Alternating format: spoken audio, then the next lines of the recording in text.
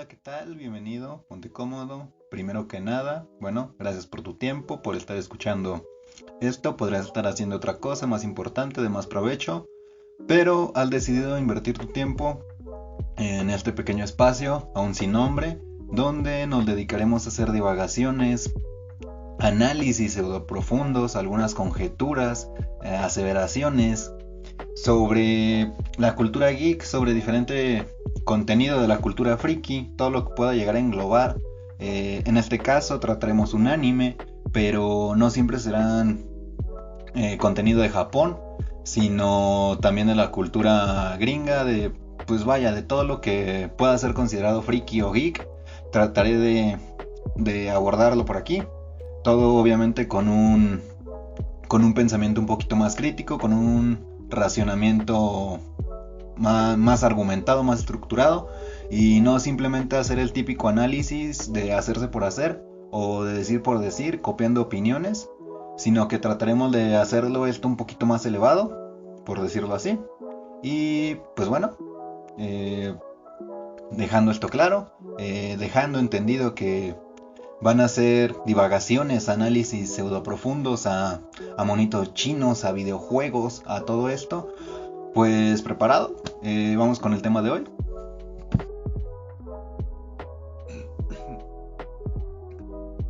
Apliquemos el concepto del superhombre nietzscheano al anime de Baki de Grappler. Y pues bueno, todas sus obras, toda la franquicia, en concreto al padre y al hijo, porque en sí toda la trama de todas las partes, bueno, exceptuando algunas, giran en torno a este conflicto familiar de padre e hijo que se repite de generación en generación, o es lo que nos dicen. Y pues bueno, primero empecemos con una pequeña metáfora, con una analogía que nos dejan en el libro de Zaratustra, que es donde se presenta este concepto. Y se nos presenta esta analogía con tres elementos que serían un camello, un león y un niño. Todos estos obviamente haciendo referencia a algo. El camello hace referencia al hombre que va cargando con estas ideas, estos pensamientos, estos códigos morales, todo eso que era anterior a él y lo limitaba o lo va cargando de alguna forma. Él va por el desierto con esa carga. Después la segunda, que es el león, la segunda etapa. En esta etapa pues es esta fuerza destructiva que viene a desgarrar, que viene a destruir toda esta carga que llevaba el camello. Pero lo que hay aquí en este caso es que a pesar de todo eso se libera de su carga, pero él sigue con su condición de animal.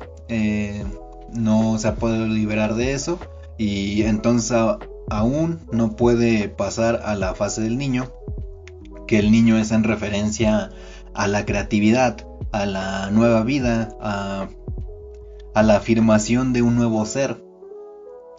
Entonces primero se lleva cargando todas estas estructuras de pensamiento. Después se tiene como una actitud destructiva contra ellas para acabar con ellas. Y después de eso lo ideal es ser creativo, darle nueva vida a esos conceptos y poderlos traer de vuelta, pero ya con una nueva energía, con una nueva vida.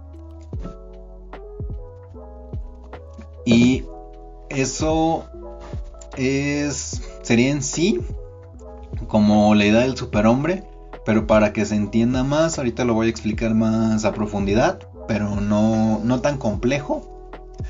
Y pues bueno, partiendo de esta idea, porque me parece importante dejar claro estas tres etapas, más que las otras dos, la segunda, la de León, porque es la que calza perfectamente con Yujiro y es lo que hace que yo no me decante por la idea de que él puede ser un superhombre. Él en sí, todo su concepto de personaje, toda su estructura, es este ser violento, este ser destructivo, y no solo a nivel físico, sino que también a nivel mental, a nivel de ideales, a nivel de pensamiento. Yujiro es este hombre que quiere venir como a acabar con estas estructuras, pero conservando aún algunas. Entonces no se libera totalmente de su condición, por lo que no le permite avanzar, y por lo que yo creo que su hijo Baki sí puede apuntar a ser el superhombre, y creo que al final de la serie pues obviamente va a terminar superando al padre y va a terminar por concluir este ciclo de las 3 fases. Y pues bueno, antes de repasar un poquito la historia de Baki para que quede más claro, vamos a explicar un poquito la idea del superhombre, a un grosso modo para que pueda quedar más claro. Y bueno, esta idea para empezar está un poco, errónea en el nombre, porque super no existe en el idioma original del libro. Es una traducción equivocada, porque la más acertada serían o sobrehombre o ultrahombre. El superhombre, dejémoslo así, pues es una respuesta a la muerte de Dios. La muerte de Dios no se refiere a un evento literal donde una figura que representaba o era en sí Dios se le pudo dar muerte y eso ocasionó este evento, sino que es más metafórico, porque prácticamente toda la visión que el humano tenía para explicarse la realidad, su moral, su cultura, estaba cimentada en Dios, en las religiones, en el cristianismo. Entonces, cuando todas estas estructuras de pensamiento vacías, estériles, decadentes se caen, pues es una pérdida total de sentido para el hombre, para todo lo que le explicaba su vida, y es por eso que se le llama la muerte de Dios.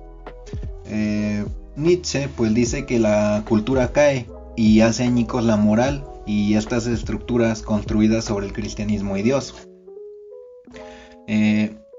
Estas estructuras que se habla que están basadas en esta teología, pues lo podemos rastrear hasta Platón y hasta Sócrates, donde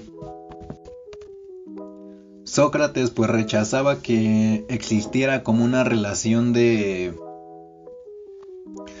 cooperación entre el espíritu apolíneo y el dionisíaco, porque el apolíneo es la moderación, es la razón, es poder ver con claridad.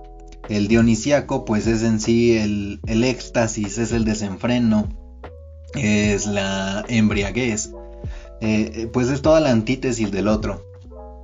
Entonces Nietzsche pues opta por desplazar al primero por el segundo, y aunado a esto Platón pues hacía 2 divisiones de lo que era lo real, que se dividía en sensible, el mundo que nos rodea, este mundo que nosotros tenemos aquí en esta vida. El otro sería el suprasensible, que sería como el mundo de las ideas, como verlo de alguna manera como un mundo más metafísico. Entonces Nietzsche, por la sobrevaloración a lo supra, él decía que la vida expulsaba lo cotidiano, no, más bien la metafísica expulsaba de la vida lo cotidiano para poner valores que no están aquí.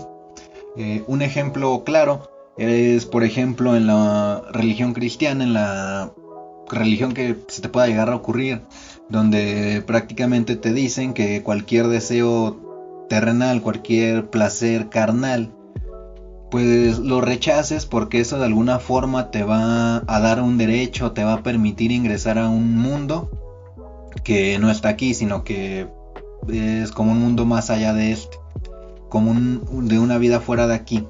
Entonces de esta forma Nietzsche decía que se hace un resentimiento a esta vida para darle como un valor a una vida que no está aquí.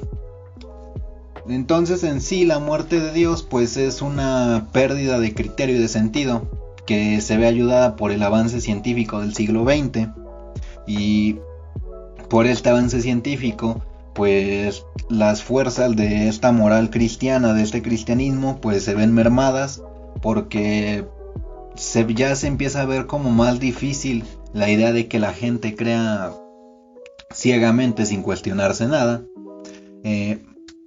Entonces es aquí donde se dice que se deja al hombre enfermo de nihilismo, y para este nihilismo la única cura, como la única respuesta, es que surja el superhombre. Pero este superhombre solo puede surgir cuando lo que Nietzsche dejó como el último hombre, que es el hombre moderno después de la pérdida de Dios, pues pueda superar esta muerte aceptándose y así pudiendo crear como valores propios, valores del de sí mismo, sin estar pues sujeto a nada. En sí, entonces, en resumen, el superhombre es esta nueva figura que viene a iluminar la vida del hombre, siendo un hombre más allá del hombre, y se pone en el lugar de Dios. Por eso es más correcta, y por eso la palabra que se usa en el idioma original es sobrehombre, pues es un hombre que se coloca sobre todo aquello que representa un sentido para el hombre. Y de esta forma es capaz de crear los valores propios que ya dije.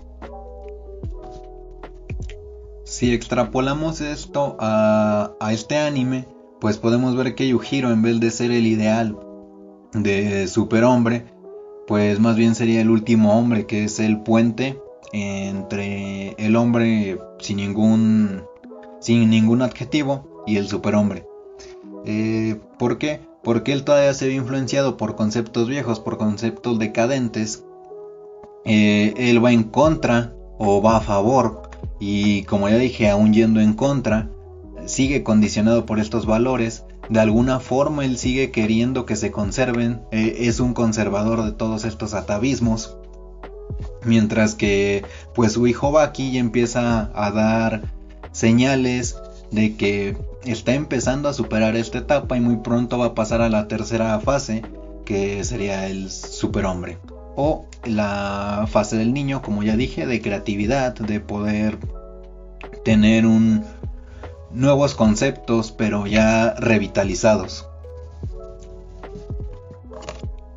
A ver, Baki en la primera temporada se nos presenta como este niño que trata de llenar las expectativas de su padre, las expectativas de su madre. Sí, es violento, es confrontativo, pero todo esto se ve manejado por sus figuras paternas, bueno, por estas dos figuras. Entonces es como la comparación que podemos hacer. Estos viejos conceptos están condicionando a este hombre. Después, como a mitad de la primera temporada, casi que a finales, se ve la muerte de la madre de Baki, y es aquí cuando todo su sentido de vida pues se cae, porque él en sí todo lo que hacía era para pues ganar el cariño de su madre, de poder complacer a su padre, pero pues su madre muere y de alguna forma pierde este sentido, este significado que se le daba. Él se ve obligado a tener que hacer como este viaje donde tiene que irse encontrando, donde tiene que ir formando como una nueva perspectiva, pero aún el manga no finaliza, pero en estas como sagas más avanzadas y aún en algunas sagas animadas se nos empiezan a dar indicios, se nos empiezan a dar señales de que Baki empieza como a crear sus propios valores, empieza a crear su propia moral, o más bien dicho, empieza a ser totalmente amoral, porque él empieza a ver toda la vida, pero desde su punto de vista, desde todo lo que ha pasado, dejando fuera cualquier pensamiento que pudiera condicionarlo, y poco a poco él se va liberando, pues para poder ser aquel que dé sentido a su vida desde sí mismo. Y pues bueno, eso ha sido todo en esta ocasión.